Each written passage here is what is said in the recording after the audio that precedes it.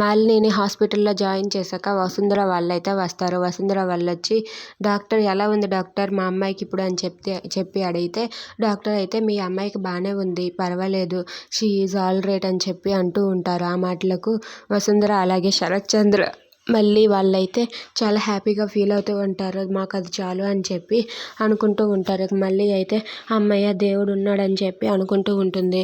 ఇంతలో డాక్టర్ అయితే ఇలా అంటూ ఉంటుంది, మీ అమ్మాయికి బాగానే ఉంది కానీ అంటుంది. ఏంటి డాక్టర్ కానీ అంటున్నారు అని చెప్పి శరత్ చంద్ర అడిగితే మీ అమ్మాయికి కడుపుకి గాయం తగలడంతో తన కడుపులో ఉన్న బిడ్డ చనిపోయింది, మీ అమ్మాయికి అబోర్షన్ అయిందని చెప్పి అంటుంది. ఆ మాటలు విన్న శరత్ చంద్ర మళ్ళీ అయితే ఒక్కసారిగా షాక్ అవుతారు.